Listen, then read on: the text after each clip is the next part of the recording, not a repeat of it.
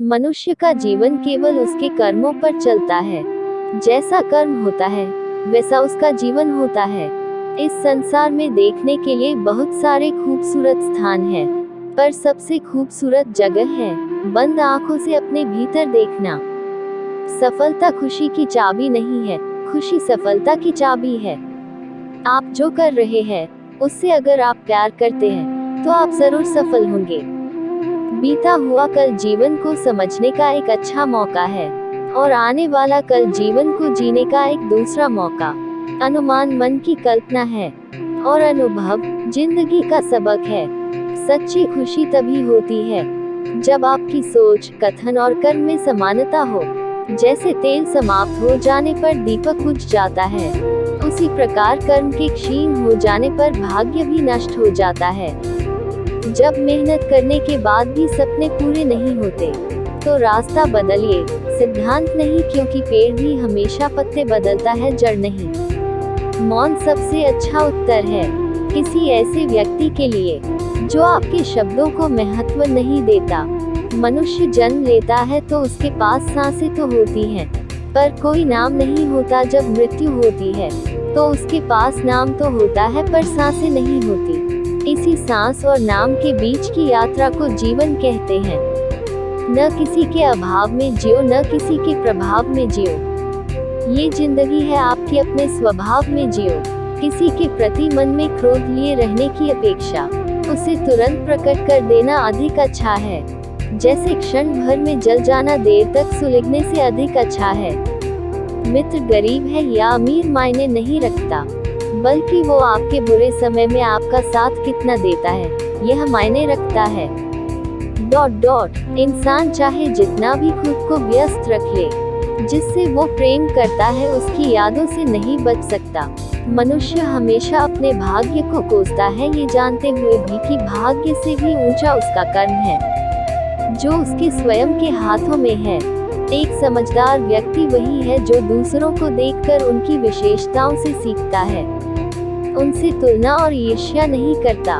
शस्त्र केवल शरीर को घायल कर देते हैं, किंतु शब्द आत्मा को भी घायल कर देते हैं।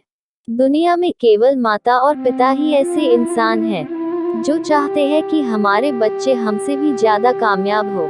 दुख भोगने वाला आगे चलकर सुखी हो सकता है, मगर दुख देने वाला कभी सुखी नहीं हो सकता। समय मनुष्य के बनाए मार्ग पर नहीं चलता, मनुष्य को समय के दिखाए मार्ग पर चलना होता है। इसी को नियति कहते हैं। जीवन कठिन तब लगता है जब हम स्वयं में बदलाव करने के बजाय परिस्थितियों को बदलने का प्रयास करते हैं। जब आप दूसरों के लिए अच्छा चाहते हैं तो वही अच्छी चीजें आपके जीवन में वापस आती है। यही प्रकृति का नियम है। समय कभी नहीं रुकता। आज यदि बुरा चल रहा है तो कल अवश्य अच्छा आएगा। आप केवल निस्वार्थ भाव से कर्म कीजिए और वही आपके हाथ में है। जिस व्यक्ति के विचार मैले हैं, जो लापरवाह है और धोखे से भरा हुआ है, कोई कुछ भी बोला, स्वयं को शांत को रखो। धूप कितनी ही तेज हो, समुद्र सूखा नहीं करते। एक बात ये भी है कि राधा ने श्री कृष्ण से विवाह करने से मना कर दिया था, क्योंकि उन्हें लगता था कि वह महानों के जीवन के लिए उपयुक्त नहीं है। राधा एक ग्वाला थी, जबकि लोग श्री कृष्ण को किसी राजकुमारी से विवाह करते हुए देखना चाहते थे। श्री कृष्ण ने राधा को समझाने की कोशिश की, लेकिन राधा अपने निश्चय में दृढ़ थी। राधा श्री कृष्ण के विवाह नहीं करने के पीछे एक व्याख्या ऐसी भी की जाती रही है। राधा को यह एहसास हो गया था कि श्री कृष्ण भगवान है और वह श्री कृष्ण के प्रति एक भक्त की तरह थी। वह भक्ति भाव में खो चुकी थी, जिसे कई बार लोग भौतिक प्रेम समझ लेते हैं। इसलिए कुछ का मानना है कि राधा और श्री कृष्ण के बीच विवाह का सवाल पैदा ही नहीं होता है। राधा और श्री कृष्ण के बीच का रिश्ता एक भक्त और भगवान का है। राधा का श्री कृष्ण से अलग अस्तित्व नहीं है। विवाह के लिए दो लोगों की आवश्यकता होती है। समाज आया आर्य। कुछ लोग इसकी इस तरह से भी व्याख्या करते हैं कि सामाजिक नियमों ने राधा कृष्णा की प्रेम कहानी में खलनायक की भूमिका निभाई। राधा और श्री कृष्ण की सामाजिक पृष्ठभूमि उनके विवाह की अनुमति नहीं देती थी। राधा को ठीक तरह से समझने के लिए रस और प्रेम के रहस्य को समझना होगा। ये आध्यात्मिक प्रेम की आनंददायक अनुभूति है। एक व्याख्या के अनुसार कृष्ण और राधा ने बचपन में खेल खेल में शादी की थी, जैसे कि कई बच्चे शादी का खेल खेलते हैं, लेकिन असलियत में दोनों का विवाह कभी नहीं हुआ। वैसे भी उनका प्यार वैवाहिक जीवन के प्यार से ज्यादा स्वाभाविक और आध्यात्मिक था। श्री कृष्ण और राधा एक दूसरे रूप से आत्मीय तौर पर जुड़े हुए थे, इसलिए हमेशा उन्हें राधा कृष्णा कहा जाता है, रुक्मिणी कृष्ण नहीं। रुक्मिणी ने भी श्री कृष्ण को पाने के लिए बहुत जतन किए थे। वो अपने भाई रुक्मी के खिलाफ चली गई थी। रुक्मिणी भी राधा की तरह श्री कृष्ण से प्यार करती थी। रुक्मिणी ने श्री कृष्ण को एक प्रेम पत्र भी भेजा था कि वह आकर उन्हें अपने साथ ले जाएं। प्रेम पत्र में रुक्मिणी ने 7 श्लोक लिखे थे। रुक्मिणी का प्रेम पत्र श्री कृष्ण के दिल को छू गया और उन्हें रुक्मिणी का अनुरोध स्वीकार करना पड़ा। इस तरह रुक्मिणी श्री कृष्ण की पहली पत्नी बन गई। वहीं दूसरी तरफ श्री कृष्ण और राधा को विवाह की आवश्यकता ही नहीं थी। एक मत ये भी है कि राधा ने श्री कृष्ण से विवाह करने से मना कर दिया था, क्योंकि उन्हें लगता था कि वह महानों के जीवन के लिए उपयुक्त नहीं है। राधा एक ग्वाला थी, जबकि लोग श्री कृष्ण को किसी राजकुमारी से विवाह करते हुए देखना चाहते थे। श्री कृष्ण ने राधा को समझाने की कोशिश की, लेकिन राधा अपने निश्चय में दृढ़ थी। राधा श्री कृष्ण के विवाह नहीं करने के पीछे एक व्याख्या ऐसी भी की जाती रही है। राधा को यह एहसास हो गया था कि श्री कृष्ण भगवान है और वह श्री कृष्ण के प्रति एक भक्त की तरह थी। वह भक्ति भाव में खो चुकी थी, जिसे कई बार लोग भौतिक प्रेम समझ लेते हैं। इसलिए कुछ का मानना है कि राधा और श्री कृष्ण के बीच विवाह का सवाल पैदा ही नहीं होता है। राधा और श्री कृष्ण के बीच का रिश्ता एक भक्त और भगवान का है। राधा का श्री कृष्ण से अलग अस्तित्व नहीं है। विवाह के लिए 2 लोगों की आवश्यकता होती है। समाज आया आर्य। कुछ लोग इसकी इस तरह से भी व्याख्या करते हैं कि सामाजिक नियमों ने राधा कृष्णा की प्रेम कहानी में खलनायक की भूमिका निभाई। राधा और श्री कृष्ण की सामाजिक पृष्ठभूमि उनके विवाह की अनुमति नहीं देती थी। राधा को ठीक तरह से समझने के लिए रस और प्रेम के रहस्य को समझना होगा। ये आध्यात्मिक प्रेम की आनंददायक अनुभूति है। एक व्याख्या के अनुसार कृष्ण और राधा ने बचपन में खेल खेल में शादी की थी, जैसे कि कई बच्चे शादी का खेल खेलते हैं, लेकिन असलियत में दोनों का विवाह कभी नहीं हुआ। वैसे भी उनका प्यार वैवाहिक जीवन के प्यार से ज्यादा स्वाभाविक और आध्यात्मिक था। श्री कृष्ण और राधा एक दूसरे रूप से आत्मीय तौर पर जुड़े हुए थे, इसीलिए हमेशा उन्हें राधा कृष्णा कहा जाता है, रुक्मिणी कृष्ण नहीं। रुक्मिणी ने भी श्री कृष्ण को पाने के लिए बहुत जतन किए थे।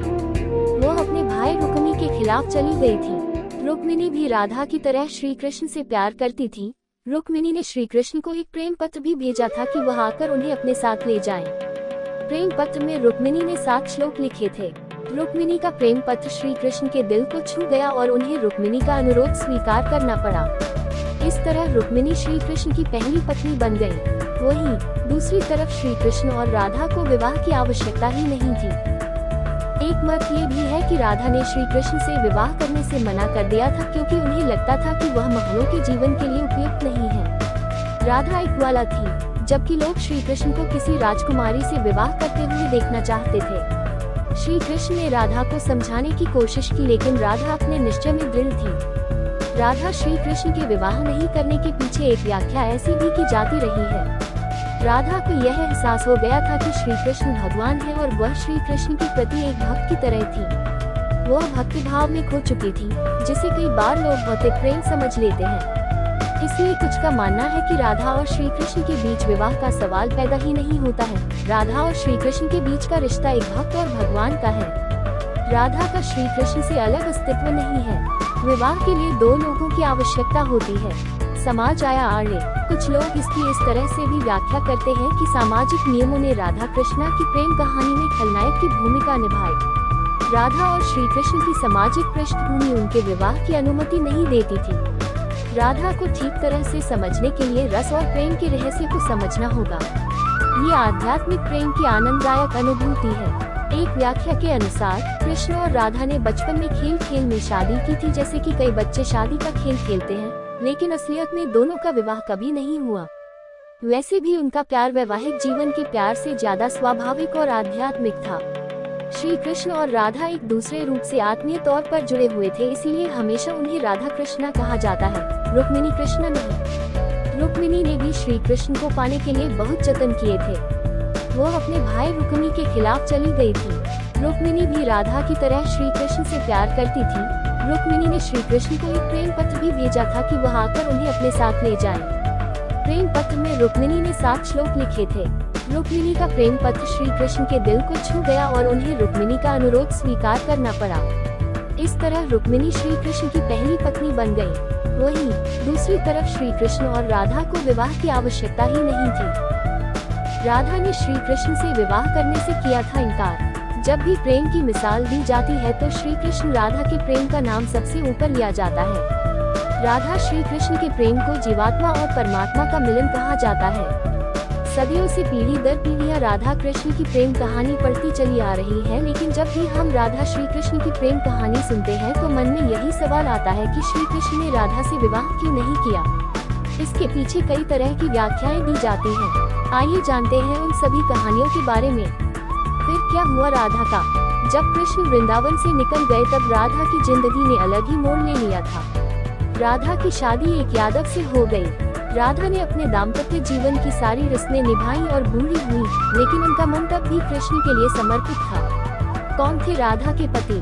राधा के पति का वर्णन ब्रह्मावत पुराण में किया गया है। ये वेद व्यास द्वारा रचित 18 पुराणों में से एक है। राधा की शादी के बारे में भी अलग अलग कहानियां प्रचलित हैं। कुछ के अनुसार राधा की शादी अनय से हुई थी। अनय भी वृंदावन निवासी थे और राधा और अनय की शादी ब्रह्मा की एक परीक्षा के बाद हुई थी। ब्रह्मा ने ये पता लगाने के लिए कि कृष्ण वाकई विष्णु अवतार है, उनके सारे दोस्तों को अगवा कर जंगल में छुपा दिया था। उस समय अनय भी जंगल में थे और गलती से वो भी अगवा हो गए थे। इसके बाद कृष्ण ने अपने सभी दोस्तों का रूप लिया अनय के साथ और फिर सभी बच्चों के घरों में रहने लगे। इसके बाद अनय रूपी कृष्ण की शादी राधा से हुई थी।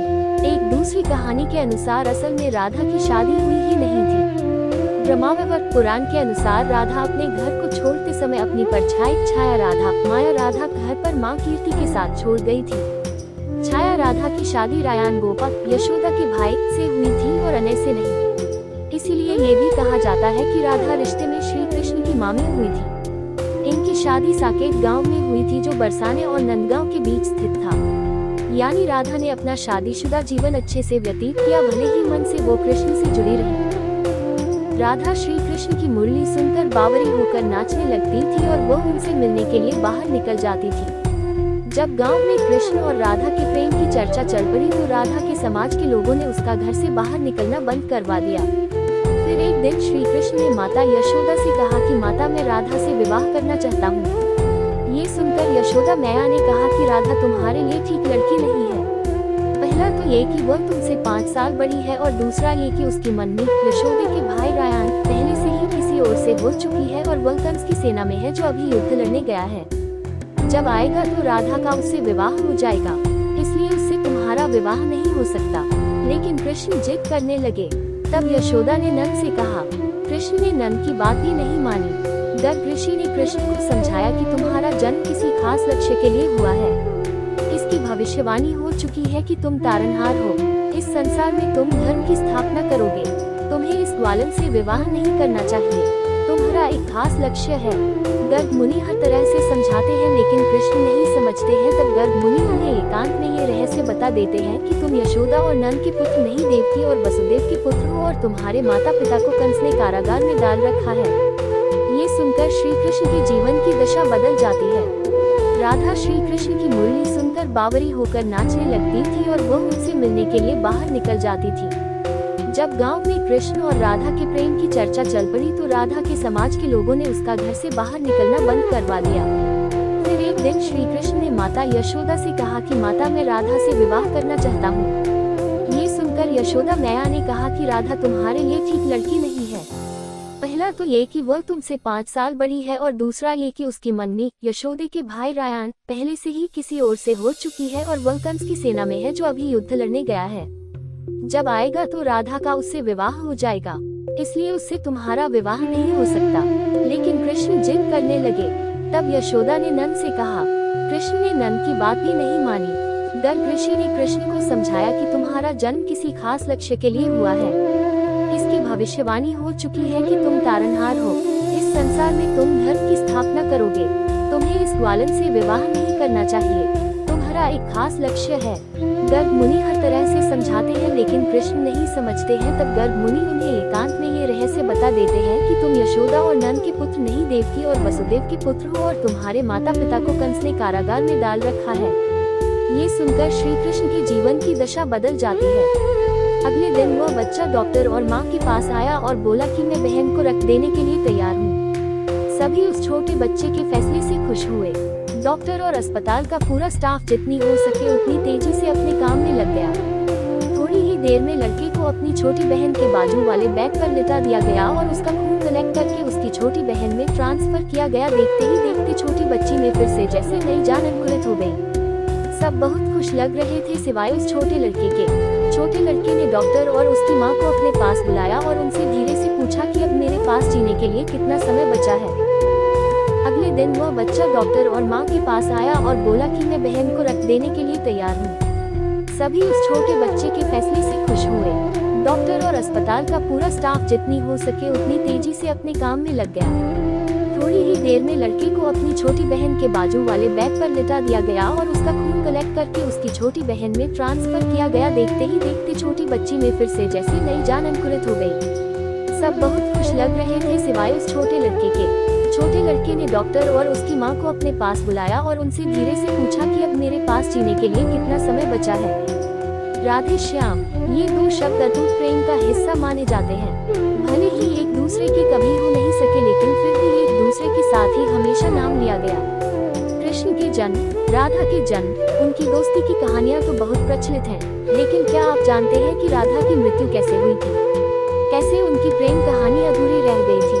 क्या राधा काल्पनिक थी? कई लोग कहते हैं कि राधा सिर्फ काल्पनिक थी।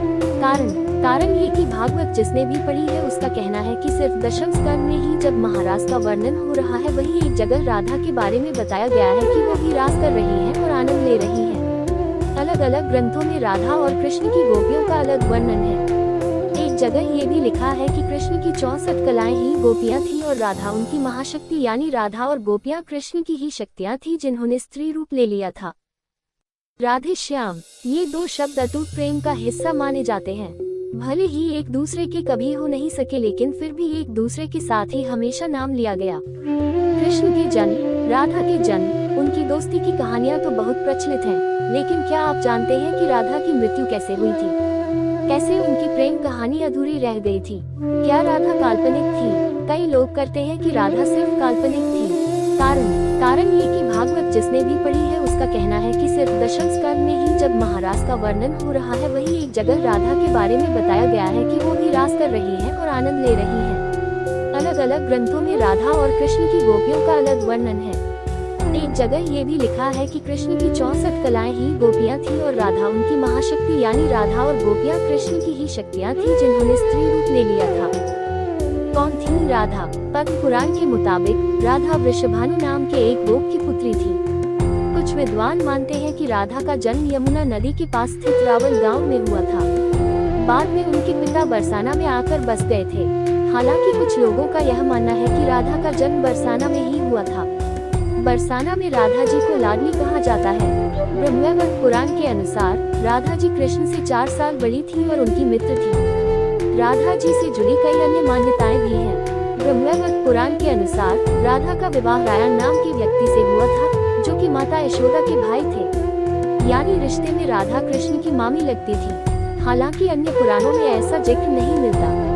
कौन थी राधा? पद्म पुराण के मुताबिक राधा वृषभानु नाम के एक गोप की पुत्री थी। कुछ विद्वान मानते हैं कि राधा का जन्म यमुना नदी के पास स्थित रावल गांव में हुआ था। बाद में उनके पिता बरसाना में आकर बस गए थे। हालांकि कुछ लोगों का यह मानना है कि राधा का जन्म बरसाना में ही हुआ था। बरसाना में राधा जी को लाडली कहा जाता है। ब्रह्मवैवर्त पुराण के अनुसार राधा जी कृष्ण से 4 साल बड़ी थी और उनकी मित्र थी। राधा जी से जुड़ी कई अन्य मान्यताएं भी हैं। ब्रह्मवैवर्त पुराण के अनुसार राधा का विवाह रायण नाम के व्यक्ति से हुआ था जो कि माता यशोदा के भाई थे, यानी रिश्ते में राधा कृष्ण की मामी लगती थी। हालांकि अन्य पुराणों में ऐसा जिक्र नहीं मिलता। एक मत ये भी है कि राधा ने श्री कृष्ण से विवाह करने से मना कर दिया था क्योंकि उन्हें लगता था कि वह महानों के जीवन के लिए उपयुक्त नहीं है। राधा एक ग्वाला थी, जबकि लोग श्री कृष्ण को किसी राजकुमारी से विवाह करते हुए देखना चाहते थे। श्री कृष्ण ने राधा को समझाने की कोशिश की लेकिन राधा अपने निश्चय में दृढ़ थी। राधा श्री कृष्ण के विवाह नहीं करने के पीछे एक व्याख्या ऐसी भी की जाती रही है। राधा को यह एहसास हो गया था कि श्री कृष्ण भगवान है और वह श्री कृष्ण के प्रति एक भक्त की तरह थी। वह भक्ति भाव में खो चुकी थी, जिसे कई बार लोग भौतिक प्रेम समझ लेते हैं। इसलिए कुछ का मानना है कि राधा और श्री कृष्ण के बीच विवाह का सवाल पैदा ही नहीं होता है। राधा और श्री कृष्ण के बीच का रिश्ता एक भक्त और भगवान का है। राधा का श्री कृष्ण से अलग अस्तित्व नहीं है। विवाह के लिए दो लोगों की आवश्यकता होती है। समाज आया आर्य। कुछ लोग इसकी इस तरह से भी व्याख्या करते हैं कि सामाजिक नियमों ने राधा कृष्णा की प्रेम कहानी में खलनायक की भूमिका निभाई। राधा और श्री कृष्ण की सामाजिक पृष्ठभूमि उनके विवाह की अनुमति नहीं देती थी। राधा को ठीक तरह से समझने के लिए रस और प्रेम के रहस्य को समझना होगा। ये आध्यात्मिक प्रेम की आनंददायक अनुभूति है। एक व्याख्या के अनुसार कृष्ण और राधा ने बचपन में खेल खेल में शादी की थी। जैसे कि कई बच्चे शादी का खेल खेलते हैं, लेकिन असलियत में दोनों का विवाह कभी नहीं हुआ। वैसे भी उनका प्यार वैवाहिक जीवन के प्यार से ज्यादा स्वाभाविक और आध्यात्मिक था। श्री कृष्ण और राधा एक दूसरे रूप से आत्मीय तौर पर जुड़े हुए थे, इसीलिए हमेशा उन्हें राधा कृष्णा कहा जाता है, रुक्मिणी कृष्ण नहीं। रुक्मिणी ने भी श्री कृष्ण को पाने के लिए बहुत जतन किए थे। वह अपने भाई रुक्मिणी के खिलाफ चली गई थी। रुक्मिणी भी राधा की तरह श्री कृष्ण से प्यार करती थी। रुक्मिणी ने श्री कृष्ण को एक प्रेम पत्र भी भेजा था कि वह आकर उन्हें अपने साथ ले जाएं। प्रेम पत्र में रुक्मिणी ने 7 श्लोक लिखे थे। रुक्मिणी का प्रेम पत्र श्री कृष्ण के दिल को छू गया और उन्हें रुक्मिणी का अनुरोध स्वीकार करना पड़ा। इस तरह रुक्मिणी श्री कृष्ण की पहली पत्नी बन गई। वहीं दूसरी तरफ श्री कृष्ण और राधा को विवाह की आवश्यकता ही नहीं थी। एक मत ये भी है कि राधा ने श्री कृष्ण से विवाह करने से मना कर दिया था, क्योंकि उन्हें लगता था कि वह महानों के जीवन के लिए उपयुक्त नहीं है। राधा एक ग्वाला थी, जबकि लोग श्री कृष्ण को किसी राजकुमारी से विवाह करते हुए देखना चाहते थे। श्री कृष्ण ने राधा को समझाने की कोशिश की, लेकिन राधा अपने निश्चय में दृढ़ थी। राधा श्री कृष्ण के विवाह नहीं करने के पीछे एक व्याख्या ऐसी भी की जाती रही है। राधा को यह एहसास हो गया था कि श्री कृष्ण भगवान है और वह श्री कृष्ण के प्रति एक भक्त की तरह थी। वह भक्ति भाव में खो चुकी थी, जिसे कई बार लोग भौतिक प्रेम समझ लेते हैं। इसलिए कुछ का मानना है कि राधा और श्री कृष्ण के बीच विवाह का सवाल पैदा ही नहीं होता है। राधा और श्री कृष्ण के बीच का रिश्ता एक भक्त और भगवान का है। राधा का श्री कृष्ण से अलग अस्तित्व नहीं है। विवाह के लिए दो लोगों की आवश्यकता होती है। समाज आया आर्य। कुछ लोग इसकी इस तरह से भी व्याख्या करते हैं कि सामाजिक नियमों ने राधा कृष्णा की प्रेम कहानी में खलनायक की भूमिका निभाई। राधा और श्री कृष्ण की सामाजिक पृष्ठभूमि उनके विवाह की अनुमति नहीं देती थी। राधा को ठीक तरह से समझने के लिए रस और प्रेम के रहस्य को समझना होगा। ये आध्यात्मिक प्रेम की आनंददायक अनुभूति है। एक व्याख्या के अनुसार कृष्ण और राधा ने बचपन में खेल खेल में शादी की थी। जैसे कि कई बच्चे शादी का खेल खेलते हैं, लेकिन असलियत में दोनों का विवाह कभी नहीं हुआ। वैसे भी उनका प्यार वैवाहिक जीवन के प्यार से ज्यादा स्वाभाविक और आध्यात्मिक था। श्री कृष्ण और राधा एक दूसरे रूप से आत्मीय तौर पर जुड़े हुए थे, इसीलिए हमेशा उन्हें राधा कृष्णा कहा जाता है, रुक्मिणी कृष्ण नहीं। रुक्मिणी ने भी श्री कृष्ण को पाने के लिए बहुत जतन किए थे। वह अपने भाई रुक्मिणी के खिलाफ चली गई थी। रुक्मिणी भी राधा की तरह श्री कृष्ण से प्यार करती थी। रुक्मिणी ने श्री कृष्ण को एक प्रेम पत्र भी भेजा था कि वह आकर उन्हें अपने साथ ले जाएं। प्रेम पत्र में रुक्मिणी ने 7 श्लोक लिखे थे। रुक्मिणी का प्रेम पत्र श्री कृष्ण के दिल को छू गया और उन्हें रुक्मिणी का अनुरोध स्वीकार करना पड़ा। इस तरह रुक्मिणी श्री कृष्ण की पहली पत्नी बन गई। वहीं दूसरी तरफ श्री कृष्ण और राधा को विवाह की आवश्यकता ही नहीं थी। मनुष्य का जीवन केवल उसके कर्मों पर चलता है। जैसा कर्म होता है वैसा उसका जीवन होता है। इस संसार में देखने के लिए बहुत सारे खूबसूरत स्थान हैं, पर सबसे खूबसूरत जगह है बंद आंखों से अपने भीतर देखना। सफलता खुशी की चाबी नहीं है, खुशी सफलता की चाबी है। आप जो कर रहे हैं उससे अगर आप प्यार करते हैं तो आप जरूर सफल होंगे। बीता हुआ कल जीवन को समझने का एक अच्छा मौका है और आने वाला कल जीवन को जीने का एक दूसरा मौका। अनुमान मन की कल्पना है और अनुभव जिंदगी का सबक है। सच्ची खुशी तभी होती है जब आपकी सोच, कथन और कर्म में समानता हो। जैसे तेल समाप्त हो जाने पर दीपक बुझ जाता है, उसी प्रकार कर्म के क्षीण हो जाने पर भाग्य भी नष्ट हो जाता है। जब मेहनत करने के बाद भी सपने पूरे नहीं होते तो रास्ता बदलिए, सिद्धांत नहीं, क्योंकि पेड़ भी हमेशा पत्ते बदलता है, जड़ नहीं। मौन सबसे अच्छा उत्तर है किसी ऐसे व्यक्ति के लिए जो आपके शब्दों को महत्व नहीं देता। मनुष्य जन्म लेता है तो उसके पास सांसें तो होती हैं, पर कोई नाम नहीं होता। जब मृत्यु होती है तो उसके पास नाम तो होता है, पर सांसें नहीं होती। इसी सांस और नाम के बीच की यात्रा को जीवन कहते हैं। न किसी के अभाव में जियो, न किसी के प्रभाव में जियो। ये जिंदगी है आपके अपने स्वभाव में जियो। किसी के प्रति मन में क्रोध लिए रहने की अपेक्षा उसे तुरंत प्रकट कर देना अधिक अच्छा है। जैसे क्षण भर में जल जाना देर तक सुलगने से अधिक अच्छा है। मित्र गरीब है या अमीर मायने नहीं रखता, बल्कि वो आपके बुरे समय में आपका साथ कितना देता है यह मायने रखता है। इंसान चाहे जितना भी खुद को व्यस्त रख ले, जिससे वो प्रेम करता है उसकी यादों से नहीं बच सकता। मनुष्य हमेशा अपने भाग्य को कोसता है, ये जानते हुए भी कि भाग्य से भी ऊंचा उसका कर्म है जो उसके स्वयं के हाथों में है। एक समझदार व्यक्ति वही है जो दूसरों को देखकर उनकी विशेषताओं से सीखता है, उनसे तुलना और ईर्ष्या नहीं करता।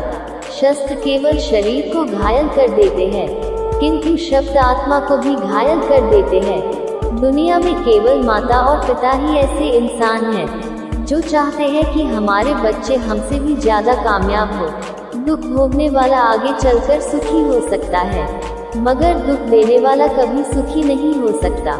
समय मनुष्य के बनाए मार्ग पर नहीं चलता, मनुष्य को समय के दिखाए मार्ग पर चलना होता है। इसी को नियति कहते हैं। जीवन कठिन तब लगता है जब हम स्वयं में बदलाव करने के बजाय परिस्थितियों को बदलने का प्रयास करते हैं। जब आप दूसरों के लिए अच्छा चाहते हैं तो वही अच्छी चीजें आपके जीवन में वापस आती है। यही प्रकृति का नियम है। समय कभी नहीं रुकता। आज यदि बुरा चल रहा है तो कल अवश्य अच्छा आएगा। आप केवल निस्वार्थ भाव से कर्म कीजिए और वही आपके हाथ में है। जिस व्यक्ति के विचार मैंने हैं, जो लापरवाह है और धोखे से भरा हुआ है, कोई कुछ भी बोला, स्वयं को शांत को रखो। दुख कितनी ही तेज हो, समुद्र सूखा नहीं करते। मनुष्य का जीवन केवल उसके कर्मों पर चलता है। जैसा कर्म होता है वैसा उसका जीवन होता है।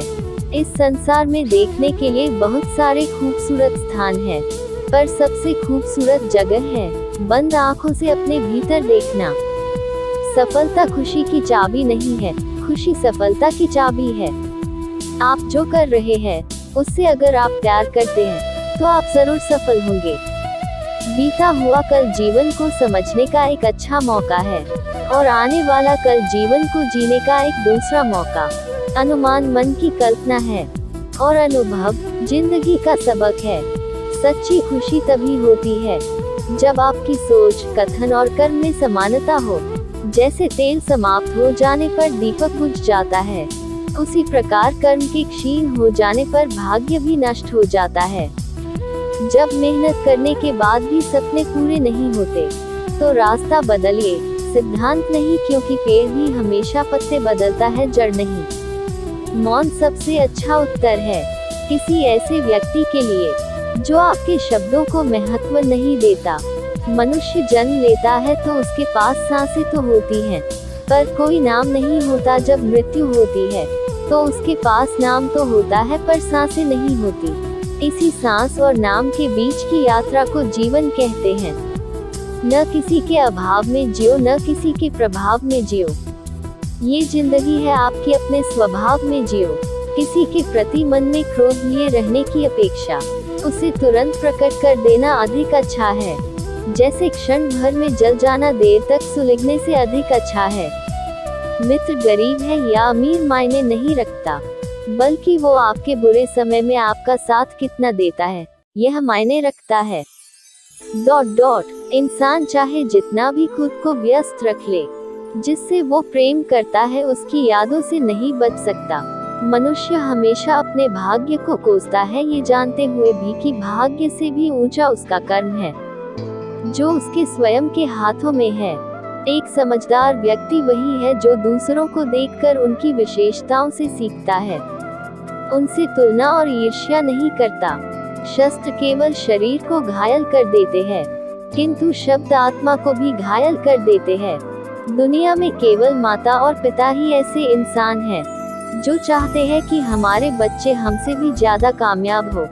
दुख भोगने वाला आगे चलकर सुखी हो सकता है, मगर दुख देने वाला कभी सुखी नहीं हो सकता। समय मनुष्य के बनाए मार्ग पर नहीं चलता, मनुष्य को समय के दिखाए मार्ग पर चलना होता है। इसी को नियति कहते हैं। जीवन कठिन तब लगता है जब हम स्वयं में बदलाव करने के बजाय परिस्थितियों को बदलने का प्रयास करते हैं। जब आप दूसरों के लिए अच्छा चाहते हैं तो वही अच्छी चीजें आपके जीवन में वापस आती है। यही प्रकृति का नियम है। समय कभी नहीं रुकता। आज यदि बुरा चल रहा है तो कल अवश्य अच्छा आएगा। आप केवल निस्वार्थ भाव से कर्म कीजिए और वही आपके हाथ में है। जिस व्यक्ति के विचार मैले हैं, जो लापरवाह है और धोखे से भरा हुआ है। कोई कुछ भी बोला, स्वयं को शांत को रखो। धूप कितनी ही तेज हो, समुद्र सूखा नहीं करते। मनुष्य का जीवन केवल उसके कर्मों पर चलता है। जैसा कर्म होता है वैसा उसका जीवन होता है। इस संसार में देखने के लिए बहुत सारे खूबसूरत स्थान हैं, पर सबसे खूबसूरत जगह है बंद आंखों से अपने भीतर देखना। सफलता खुशी की चाबी नहीं है, खुशी सफलता की चाबी है। आप जो कर रहे हैं उससे अगर आप प्यार करते हैं तो आप जरूर सफल होंगे। बीता हुआ कल जीवन को समझने का एक अच्छा मौका है और आने वाला कल जीवन को जीने का एक दूसरा मौका। अनुमान मन की कल्पना है और अनुभव जिंदगी का सबक है। सच्ची खुशी तभी होती है जब आपकी सोच, कथन और कर्म में समानता हो। जैसे तेल समाप्त हो जाने पर दीपक बुझ जाता है, उसी प्रकार कर्म के क्षीण हो जाने पर भाग्य भी नष्ट हो जाता है। जब मेहनत करने के बाद भी सपने पूरे नहीं होते तो रास्ता बदलिए। सिद्धांत नहीं, क्योंकि पेड़ भी हमेशा पत्ते बदलता है, जड़ नहीं। मौन सबसे अच्छा उत्तर है किसी ऐसे व्यक्ति के लिए जो आपके शब्दों को महत्व नहीं देता। मनुष्य जन्म लेता है तो उसके पास सांसें तो होती हैं, पर कोई नाम नहीं होता। जब मृत्यु होती है तो उसके पास नाम तो होता है, पर सांसें नहीं होती। इसी सांस और नाम के बीच की यात्रा को जीवन कहते हैं। न किसी के अभाव में जियो, न किसी के प्रभाव में जियो। ये जिंदगी है आपकी, अपने स्वभाव में जियो। किसी के प्रति मन में क्रोध लिए रहने की अपेक्षा उसे तुरंत प्रकट कर देना अधिक अच्छा है।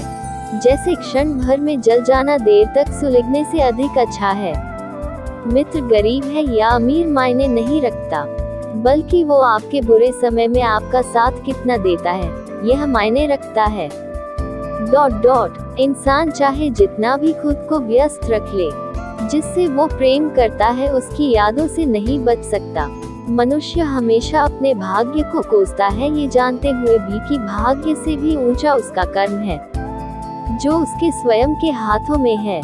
एक समझदार व्यक्ति वही है जो दूसरों को देखकर उनकी विशेषताओं से सीखता है, उनसे तुलना और ईर्ष्या नहीं करता।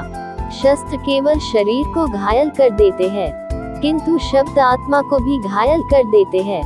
दुनिया में केवल माता और पिता ही ऐसे इंसान हैं जो चाहते हैं कि हमारे बच्चे हमसे भी ज्यादा कामयाब हो। दुख भोगने वाला आगे चलकर सुखी हो सकता है, मगर दुख देने वाला कभी सुखी नहीं हो सकता। समय मनुष्य के बनाए मार्ग पर नहीं चलता, मनुष्य को समय के दिखाए मार्ग पर चलना होता है। इसी को नियति कहते हैं। जीवन कठिन तब लगता है जब हम स्वयं में बदलाव करने के बजाय परिस्थितियों को बदलने का प्रयास करते हैं। जब आप दूसरों के लिए अच्छा चाहते हैं तो वही अच्छी चीजें आपके जीवन में वापस आती है। यही प्रकृति का नियम है। समय कभी नहीं रुकता। आज यदि बुरा चल रहा है तो कल अवश्य अच्छा आएगा। आप केवल निस्वार्थ भाव से कर्म कीजिए और वही आपके हाथ में है। जिस व्यक्ति के विचार मैले हैं, जो लापरवाह है और धोखे से भरा हुआ है। कोई कुछ भी बोला, स्वयं को शांत को रखो। धूप कितनी ही तेज हो, समुद्र सूखा नहीं करते। मनुष्य का जीवन केवल उसके कर्मों पर चलता है। जैसा कर्म होता है वैसा उसका जीवन होता है। इस संसार में देखने के लिए बहुत सारे खूबसूरत स्थान हैं, पर सबसे खूबसूरत जगह है बंद आंखों से अपने भीतर देखना। सफलता खुशी की चाबी नहीं है, खुशी सफलता की चाबी है। आप जो कर रहे हैं उससे अगर आप प्यार करते हैं तो आप जरूर सफल होंगे। बीता हुआ कल जीवन को समझने का एक अच्छा मौका है और आने वाला कल जीवन को जीने का एक दूसरा मौका। अनुमान मन की कल्पना है और अनुभव जिंदगी का सबक है। सच्ची खुशी तभी होती है जब आपकी सोच, कथन और कर्म में समानता हो। जैसे तेल समाप्त हो जाने पर दीपक बुझ जाता है, उसी प्रकार कर्म के क्षीण हो जाने पर भाग्य भी नष्ट हो जाता है। जब मेहनत करने के बाद भी सपने पूरे नहीं होते तो रास्ता बदलिए। सिद्धांत नहीं, क्योंकि पेड़ भी हमेशा पत्ते बदलता है, जड़ नहीं। मौन सबसे अच्छा उत्तर है किसी ऐसे व्यक्ति के लिए जो आपके शब्दों को महत्व नहीं देता। मनुष्य जन्म लेता है तो उसके पास सांसें तो होती हैं, पर कोई नाम नहीं होता। जब मृत्यु होती है तो उसके पास नाम तो होता है पर सांसें नहीं होती। इसी सांस और नाम के बीच की यात्रा को जीवन कहते हैं। न किसी के अभाव में जियो, न किसी के प्रभाव में जियो। ये जिंदगी है आपकी, अपने स्वभाव में जियो। किसी के प्रति मन में क्रोध लिए रहने की अपेक्षा उसे तुरंत प्रकट कर देना अधिक अच्छा है। जैसे क्षण भर में जल जाना देर तक सुलगने से अधिक अच्छा है। मित्र गरीब है या अमीर मायने नहीं रखता, बल्कि वो आपके बुरे समय में आपका साथ कितना देता है यह मायने रखता है। इंसान चाहे जितना भी खुद को व्यस्त रख ले, जिससे वो प्रेम करता है उसकी यादों से नहीं बच सकता। मनुष्य हमेशा अपने भाग्य को कोसता है, ये जानते हुए भी कि भाग्य से भी ऊंचा उसका कर्म है जो उसके स्वयं के हाथों में है। एक समझदार व्यक्ति वही है जो दूसरों को देखकर उनकी विशेषताओं से सीखता है, उनसे तुलना और ईर्ष्या नहीं करता। शस्त्र केवल शरीर को घायल कर देते हैं, किंतु शब्द आत्मा को भी घायल कर देते हैं। दुनिया में केवल माता और पिता ही ऐसे इंसान हैं जो चाहते हैं कि हमारे बच्चे हमसे भी ज्यादा कामयाब हो। दुख भोगने वाला आगे चलकर सुखी हो सकता है, मगर दुख देने वाला कभी सुखी नहीं हो सकता। समय मनुष्य के बनाए मार्ग पर नहीं चलता, मनुष्य को समय के दिखाए मार्ग पर चलना होता है। इसी को नियति कहते हैं। जीवन कठिन तब लगता है जब हम स्वयं में बदलाव करने के बजाय परिस्थितियों को बदलने का प्रयास करते हैं। जब आप दूसरों के लिए अच्छा चाहते हैं तो वही अच्छी चीजें आपके जीवन में वापस आती है। यही प्रकृति का नियम है। समय कभी नहीं रुकता। आज यदि बुरा चल रहा है तो कल अवश्य अच्छा आएगा।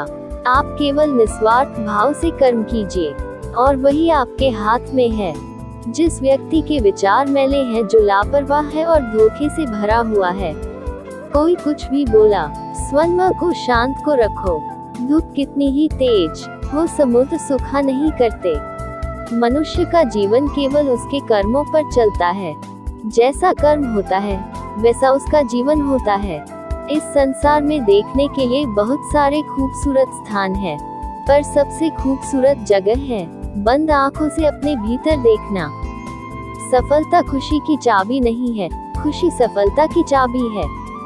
आप जो कर रहे हैं उससे अगर आप प्यार करते हैं तो आप जरूर सफल होंगे। बीता हुआ कल जीवन को समझने का एक अच्छा मौका है और आने वाला कल जीवन को जीने का एक दूसरा मौका। अनुमान मन की कल्पना है और अनुभव जिंदगी का सबक है। सच्ची खुशी तभी होती है जब आपकी सोच, कथन और कर्म में समानता हो। जैसे तेल समाप्त हो जाने पर दीपक बुझ जाता है, उसी प्रकार कर्म के क्षीण हो जाने पर भाग्य भी नष्ट हो जाता है। जब मेहनत करने के बाद भी सपने पूरे नहीं होते तो रास्ता बदलिए। सिद्धांत नहीं, क्योंकि पेड़ भी हमेशा पत्ते बदलता है, जड़ नहीं। मौन सबसे अच्छा उत्तर है किसी ऐसे व्यक्ति के लिए जो आपके शब्दों को महत्व नहीं देता। मनुष्य जन्म लेता है तो उसके पास सांसें तो होती हैं, पर कोई नाम नहीं होता। जब मृत्यु होती है तो उसके पास नाम तो होता है पर सांसें नहीं होती। इसी सांस और नाम के बीच की यात्रा को जीवन कहते हैं। न किसी के अभाव में जियो, न किसी के प्रभाव में जियो। ये जिंदगी है आपकी, अपने स्वभाव में जियो। किसी के प्रति मन में क्रोध लिए रहने की अपेक्षा उसे तुरंत प्रकट कर देना अधिक अच्छा है। जैसे क्षण भर में जल जाना देर तक सुलगने से अधिक अच्छा है। मित्र गरीब है या अमीर मायने नहीं रखता, बल्कि वो आपके बुरे समय में आपका साथ कितना देता है यह मायने रखता है। ...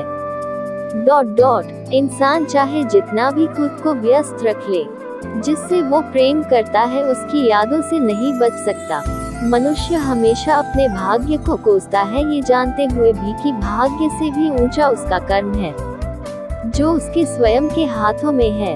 एक समझदार व्यक्ति वही है जो दूसरों को देखकर उनकी विशेषताओं से सीखता है, उनसे तुलना और ईर्ष्या नहीं करता। शस्त्र केवल शरीर को घायल कर देते हैं, किंतु शब्द आत्मा को भी घायल कर देते हैं। दुनिया में केवल माता और पिता ही ऐसे इंसान हैं जो चाहते हैं कि हमारे बच्चे हमसे भी ज्यादा कामयाब हो। दुख भोगने वाला आगे चलकर सुखी हो सकता है, मगर दुख देने वाला कभी सुखी नहीं हो सकता। समय मनुष्य के बनाए मार्ग पर नहीं चलता, मनुष्य को समय के दिखाए मार्ग पर चलना होता है। इसी को नियति कहते हैं। जीवन कठिन तब लगता है जब हम स्वयं में बदलाव करने के बजाय परिस्थितियों को बदलने का प्रयास करते हैं। जब आप दूसरों के लिए अच्छा चाहते हैं तो वही अच्छी चीजें आपके जीवन में वापस आती है। यही प्रकृति का नियम है। समय कभी नहीं रुकता। आज यदि बुरा चल रहा है तो कल अवश्य अच्छा आएगा। आप केवल निस्वार्थ भाव से कर्म कीजिए और वही आपके हाथ में है। जिस व्यक्ति के विचार मैले हैं, जो लापरवाह है और धोखे से भरा हुआ है, कोई कुछ भी बोला, स्वयं को शांत को रखो। धूप कितनी ही तेज हो, समुद्र सूखा नहीं करते। एक मत ये भी है कि राधा ने श्री कृष्ण से विवाह करने से मना कर दिया था क्योंकि उन्हें लगता था कि वह महानों के जीवन के लिए उपयुक्त नहीं है। राधा एक ग्वाला थी, जबकि लोग श्री कृष्ण को किसी राजकुमारी से विवाह करते हुए देखना चाहते थे। श्री कृष्ण ने राधा को समझाने की कोशिश की, लेकिन राधा अपने निश्चय में दृढ़ थी। राधा श्री कृष्ण के विवाह नहीं करने के पीछे एक व्याख्या ऐसी भी की जाती रही है। राधा को यह एहसास हो गया था कि श्री कृष्ण भगवान है और वह श्री कृष्ण के प्रति एक भक्त की तरह थी। वह भक्ति भाव में खो चुकी थी, जिसे कई बार लोग भौतिक प्रेम समझ लेते हैं। इसलिए कुछ का मानना है कि राधा और श्री कृष्ण के बीच विवाह का सवाल पैदा ही नहीं होता है। राधा और श्री कृष्ण के बीच का रिश्ता एक भक्त और भगवान का है। राधा का श्री कृष्ण से अलग अस्तित्व नहीं है। विवाह के लिए दो लोगों की आवश्यकता होती है। समाज आया आर्य। कुछ लोग इसकी इस तरह से भी व्याख्या करते हैं कि सामाजिक नियमों ने राधा कृष्णा की प्रेम कहानी में खलनायक की भूमिका निभाई। राधा और श्री कृष्ण की सामाजिक पृष्ठभूमि उनके विवाह की अनुमति नहीं देती थी। राधा को ठीक तरह से समझने के लिए रस और प्रेम के रहस्य को समझना होगा। ये आध्यात्मिक प्रेम की आनंददायक अनुभूति है। एक व्याख्या के अनुसार कृष्ण और राधा ने बचपन में खेल खेल में शादी की थी, जैसे कि कई बच्चे शादी का खेल खेलते हैं, लेकिन असलियत में दोनों का विवाह कभी नहीं हुआ। वैसे भी उनका प्यार वैवाहिक जीवन के प्यार से ज्यादा स्वाभाविक और आध्यात्मिक था। श्री कृष्ण और राधा एक दूसरे रूप से आत्मीय तौर पर जुड़े हुए थे, इसीलिए हमेशा उन्हें राधा कृष्णा कहा जाता है, रुक्मिणी कृष्ण नहीं। रुक्मिणी ने भी श्री कृष्ण को पाने के लिए बहुत जतन किए थे। वो अपने भाई रुक्मी के खिलाफ चली गई थी। रुक्मिणी भी राधा की तरह श्री कृष्ण से प्यार करती थी। रुक्मिणी ने श्री कृष्ण को एक प्रेम पत्र भी भेजा था कि वह आकर उन्हें अपने साथ ले जाएं। प्रेम पत्र में रुक्मिणी ने 7 श्लोक लिखे थे। रुक्मिणी का प्रेम पत्र श्री कृष्ण के दिल को छू गया और उन्हें रुक्मिणी का अनुरोध स्वीकार करना पड़ा। इस तरह रुक्मिणी श्री कृष्ण की पहली पत्नी बन गई। वहीं दूसरी तरफ श्री कृष्ण और राधा को विवाह की आवश्यकता ही नहीं थी। मनुष्य का जीवन केवल उसके कर्मों पर चलता है। जैसा कर्म होता है वैसा उसका जीवन होता है। इस संसार में देखने के लिए बहुत सारे खूबसूरत स्थान हैं, पर सबसे खूबसूरत जगह है बंद आंखों से अपने भीतर देखना। सफलता खुशी की चाबी नहीं है, खुशी सफलता की चाबी है। आप जो कर रहे हैं उससे अगर आप प्यार करते हैं तो आप जरूर सफल होंगे। बीता हुआ कल जीवन को समझने का एक अच्छा मौका है और आने वाला कल जीवन को जीने का एक दूसरा मौका। अनुमान मन की कल्पना है और अनुभव जिंदगी का सबक है। सच्ची खुशी तभी होती है जब आपकी सोच, कथन और कर्म में समानता हो। जैसे तेल समाप्त हो जाने पर दीपक बुझ जाता है, उसी प्रकार कर्म के क्षीण हो जाने पर भाग्य भी नष्ट हो जाता है। जब मेहनत करने के बाद भी सपने पूरे नहीं होते तो रास्ता बदलिए, सिद्धांत नहीं, क्योंकि पेड़ भी हमेशा पत्ते बदलता है, जड़ नहीं। मौन सबसे अच्छा उत्तर है किसी ऐसे व्यक्ति के लिए जो आपके शब्दों को महत्व नहीं देता। मनुष्य जन्म लेता है तो उसके पास सांसें तो होती हैं, पर कोई नाम नहीं होता। जब मृत्यु होती है तो उसके पास नाम तो होता है, पर सांसें नहीं होती। इसी सांस और नाम के बीच की यात्रा को जीवन कहते हैं। न किसी के अभाव में जियो, न किसी के प्रभाव में जियो। ये जिंदगी है आपके अपने स्वभाव में जियो। किसी के प्रति मन में क्रोध लिए रहने की अपेक्षा उसे तुरंत प्रकट कर देना अधिक अच्छा है। जैसे क्षण भर में जल जाना देर तक सुलगने से अधिक अच्छा है। मित्र गरीब है या अमीर मायने नहीं रखता, बल्कि वो आपके बुरे समय में आपका साथ कितना देता है यह मायने रखता है। ... इंसान चाहे जितना भी खुद को व्यस्त रख ले, जिससे वो प्रेम करता है उसकी यादों से नहीं बच सकता। मनुष्य हमेशा अपने भाग्य को कोसता है, ये जानते हुए भी कि भाग्य से भी ऊंचा उसका कर्म है जो उसके स्वयं के हाथों में है। एक समझदार व्यक्ति वही है जो दूसरों को देखकर उनकी विशेषताओं से सीखता है, उनसे तुलना और ईर्ष्या नहीं करता। शस्त्र केवल शरीर को घायल कर देते हैं, किंतु शब्द आत्मा को भी घायल कर देते हैं। दुनिया में केवल माता और पिता ही ऐसे इंसान हैं जो चाहते हैं कि हमारे बच्चे हमसे भी ज्यादा कामयाब हो। दुख भोगने वाला आगे चलकर सुखी हो सकता है, मगर दुख देने वाला कभी सुखी नहीं हो सकता। समय मनुष्य के बनाए मार्ग पर नहीं चलता, मनुष्य को समय के दिखाए मार्ग पर चलना होता है। इसी को नियति कहते हैं। जीवन कठिन तब लगता है जब हम स्वयं में बदलाव करने के बजाय परिस्थितियों को बदलने का प्रयास करते हैं। जब आप दूसरों के लिए अच्छा चाहते हैं तो वही अच्छी चीजें आपके जीवन में वापस आती है। यही प्रकृति का नियम है। समय कभी नहीं रुकता। आज यदि बुरा चल रहा है तो कल अवश्य अच्छा आएगा। आप केवल निस्वार्थ भाव से कर्म कीजिए और वही आपके हाथ में है। जिस व्यक्ति के विचार मैले हैं, जो लापरवाह है और धोखे से भरा हुआ है, कोई कुछ भी बोला, स्वयं को शांत को रखो। धूप कितनी ही तेज हो, समुद्र सूखा नहीं करते। मनुष्य का जीवन केवल उसके कर्मों पर चलता है। जैसा कर्म होता है वैसा उसका जीवन होता है। इस संसार में देखने के लिए बहुत सारे खूबसूरत स्थान हैं, पर सबसे खूबसूरत जगह है बंद आंखों से अपने भीतर देखना। सफलता खुशी की चाबी नहीं है, खुशी सफलता की चाबी है। आप जो कर रहे हैं उससे अगर आप प्यार करते हैं तो आप जरूर सफल होंगे। बीता हुआ कल जीवन को समझने का एक अच्छा मौका है और आने वाला कल जीवन को जीने का एक दूसरा मौका। अनुमान मन की कल्पना है और अनुभव जिंदगी का सबक है। सच्ची खुशी तभी होती है जब आपकी सोच, कथन और कर्म में समानता हो। जैसे तेल समाप्त हो जाने पर दीपक बुझ जाता है, उसी प्रकार कर्म के क्षीण हो जाने पर भाग्य भी नष्ट हो जाता है। जब मेहनत करने के बाद भी सपने पूरे नहीं होते तो रास्ता बदलिए, सिद्धांत नहीं, क्योंकि पेड़ भी हमेशा पत्ते बदलता है, जड़ नहीं। मौन सबसे अच्छा उत्तर है किसी ऐसे व्यक्ति के लिए जो आपके शब्दों को महत्व नहीं देता। मनुष्य जन्म लेता है तो उसके पास सांसें तो होती हैं, पर कोई नाम नहीं होता। जब मृत्यु होती है तो उसके पास नाम तो होता है, पर सांसें नहीं होती। इसी सांस और नाम के बीच की यात्रा को जीवन कहते हैं। न किसी के अभाव में जियो, न किसी के प्रभाव में जियो। ये जिंदगी है आपके अपने स्वभाव में जियो। किसी के प्रति मन में क्रोध लिए रहने की अपेक्षा उसे तुरंत प्रकट कर देना अधिक अच्छा है। जैसे क्षण भर में जल जाना देर तक सुलगने से अधिक अच्छा है। मित्र गरीब है या अमीर मायने नहीं रखता, बल्कि वो आपके बुरे समय में आपका साथ कितना देता है, यह मायने रखता है।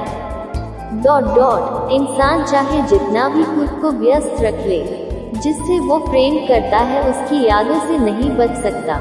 मनुष्य हमेशा अपने भाग्य को कोसता है, ये जानते हुए भी कि भाग्य से भी ऊंचा उसका कर्म है, जो उसके स्वयं के हाथों में है। एक समझदार व्यक्ति वही है जो दूसरों को देखकर उनकी विशेषताओं से सीखता है, उनसे तुलना और ईर्ष्या नहीं करता। शस्त्र केवल शरीर को घायल कर देते हैं, किंतु शब्द आत्मा को भी घायल कर देते हैं। दुनिया में केवल माता और पिता ही ऐसे इंसान हैं जो चाहते हैं कि हमारे बच्चे हमसे भी ज्यादा कामयाब हो। दुख भोगने वाला आगे चलकर सुखी हो सकता है, मगर दुख देने वाला कभी सुखी नहीं हो सकता। समय मनुष्य के बनाए मार्ग पर नहीं चलता, मनुष्य को समय के दिखाए मार्ग पर चलना होता है। इसी को नियति कहते हैं। जीवन कठिन तब लगता है जब हम स्वयं में बदलाव करने के बजाय परिस्थितियों को बदलने का प्रयास करते हैं। जब आप दूसरों के लिए अच्छा चाहते हैं तो वही अच्छी चीजें आपके जीवन में वापस आती है। यही प्रकृति का नियम है। समय कभी नहीं रुकता। आज यदि बुरा चल रहा है तो कल अवश्य अच्छा आएगा।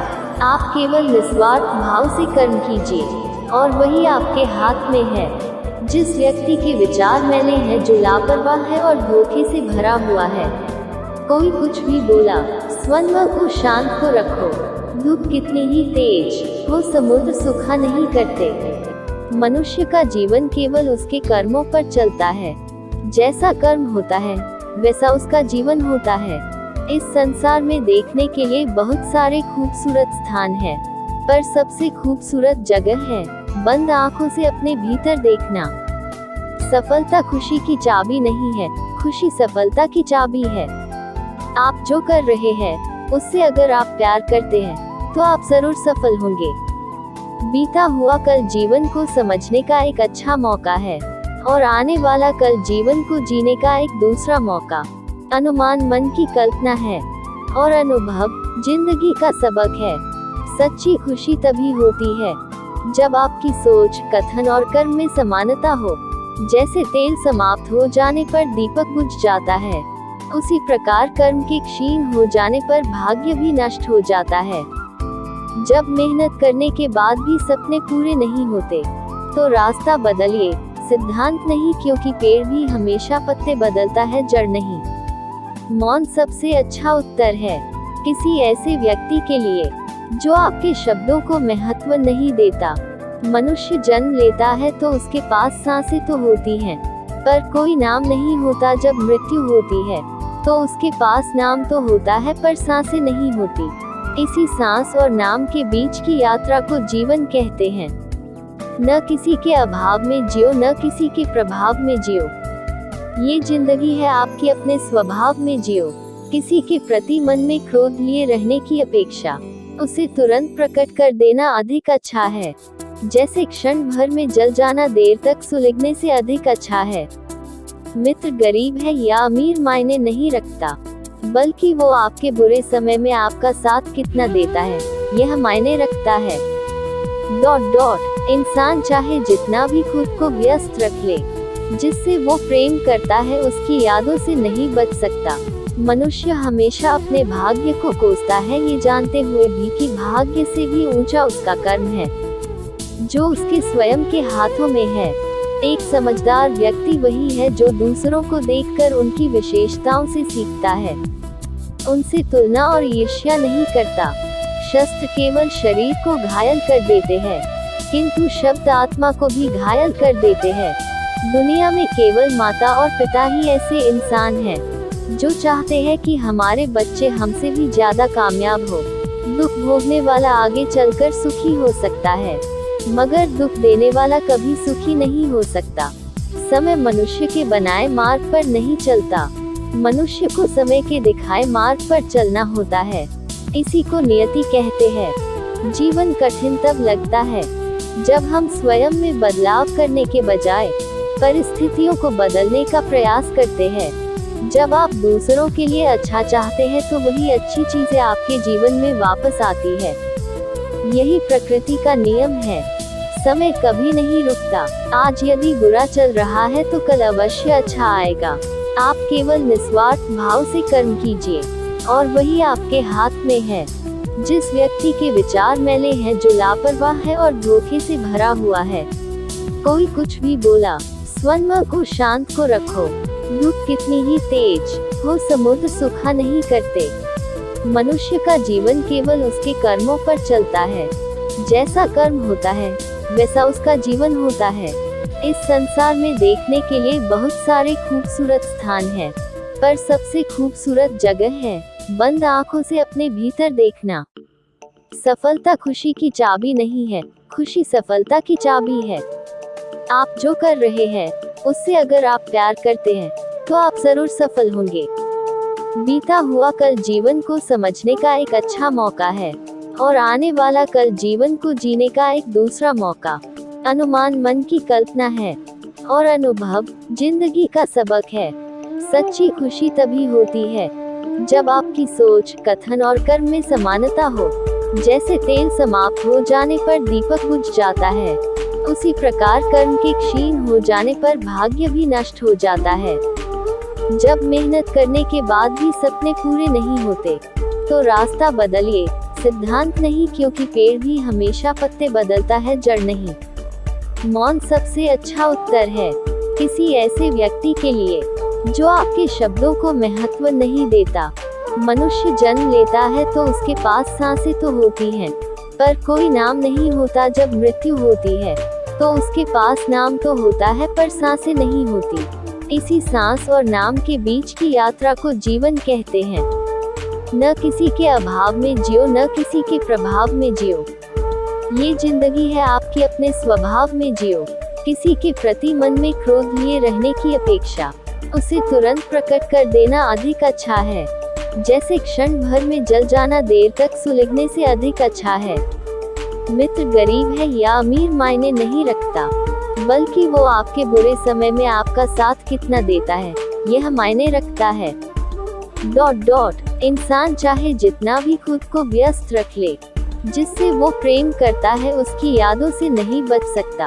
मनुष्य हमेशा अपने भाग्य को कोसता है, ये जानते हुए भी कि भाग्य से भी ऊंचा उसका कर्म है जो उसके स्वयं के हाथों में है। एक समझदार व्यक्ति वही है जो दूसरों को देखकर उनकी विशेषताओं से सीखता है, उनसे तुलना और ईर्ष्या नहीं करता। शस्त्र केवल शरीर को घायल कर देते हैं, किंतु शब्द आत्मा को भी घायल कर देते हैं। दुनिया में केवल माता और पिता ही ऐसे इंसान हैं जो चाहते हैं कि हमारे बच्चे हमसे भी ज्यादा कामयाब हो। दुख भोगने वाला आगे चलकर सुखी हो सकता है, मगर दुख देने वाला कभी सुखी नहीं हो सकता। समय मनुष्य के बनाए मार्ग पर नहीं चलता, मनुष्य को समय के दिखाए मार्ग पर चलना होता है। इसी को नियति कहते हैं। जीवन कठिन तब लगता है जब हम स्वयं में बदलाव करने के बजाय परिस्थितियों को बदलने का प्रयास करते हैं। जब आप दूसरों के लिए अच्छा चाहते हैं तो वही अच्छी चीजें आपके जीवन में वापस आती है। यही प्रकृति का नियम है। समय कभी नहीं रुकता। आज यदि बुरा चल रहा है तो कल अवश्य अच्छा आएगा। आप केवल निस्वार्थ भाव से कर्म कीजिए और वही आपके हाथ में है। जिस व्यक्ति के विचार मैले हैं, जो लापरवाह है और धोखे से भरा हुआ है, कोई कुछ भी बोला, स्वयं को शांत को रखो। धूप कितनी ही तेज हो, समुद्र सूखा नहीं करते। मनुष्य का जीवन केवल उसके कर्मों पर चलता है। जैसा कर्म होता है वैसा उसका जीवन होता है। इस संसार में देखने के लिए बहुत सारे खूबसूरत स्थान हैं, पर सबसे खूबसूरत जगह है बंद आंखों से अपने भीतर देखना। सफलता खुशी की चाबी नहीं है, खुशी सफलता की चाबी है। आप जो कर रहे हैं उससे अगर आप प्यार करते हैं तो आप जरूर सफल होंगे। बीता हुआ कल जीवन को समझने का एक अच्छा मौका है और आने वाला कल जीवन को जीने का एक दूसरा मौका। अनुमान मन की कल्पना है और अनुभव जिंदगी का सबक है। सच्ची खुशी तभी होती है जब आपकी सोच, कथन और कर्म में समानता हो। जैसे तेल समाप्त हो जाने पर दीपक बुझ जाता है, उसी प्रकार कर्म के क्षीण हो जाने पर भाग्य भी नष्ट हो जाता है। जब मेहनत करने के बाद भी सपने पूरे नहीं होते, तो रास्ता बदलिए। सिद्धांत नहीं, क्योंकि पेड़ भी हमेशा पत्ते बदलता है, जड़ नहीं। मौन सबसे अच्छा उत्तर है किसी ऐसे व्यक्ति के लिए जो आपके शब्दों को महत्व नहीं देता। मनुष्य जन्म लेता है तो उसके पास सांसें तो होती हैं, पर कोई नाम नहीं होता। जब मृत्यु होती है तो उसके पास नाम तो होता है, पर सांसें नहीं होती। इसी सांस और नाम के बीच की यात्रा को जीवन कहते हैं। न किसी के अभाव में जियो, न किसी के प्रभाव में जियो। ये जिंदगी है आपके अपने स्वभाव में जियो। किसी के प्रति मन में क्रोध लिए रहने की अपेक्षा उसे तुरंत प्रकट कर देना अधिक अच्छा है। जैसे क्षण भर में जल जाना देर तक सुलगने से अधिक अच्छा है। मित्र गरीब है या अमीर मायने नहीं रखता, बल्कि वो आपके बुरे समय में आपका साथ कितना देता है, यह मायने रखता है।